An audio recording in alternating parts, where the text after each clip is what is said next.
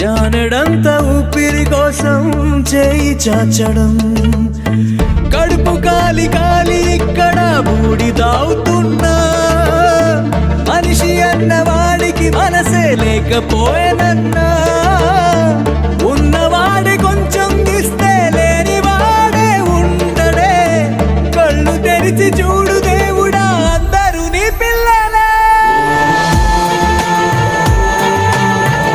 నా దేశంలో తిండి లేక 30 కోట్ల మంది ఉన్నారు. రోజుకి 7,000 మంది ఆకలితో నిద్రలోనే చచ్చిపోతున్నారు. ఒక్క పూట అన్నం కోసం ఎదురు చూడడం, జానెడంత ఊపిరి కోసం చేయి చాచడం.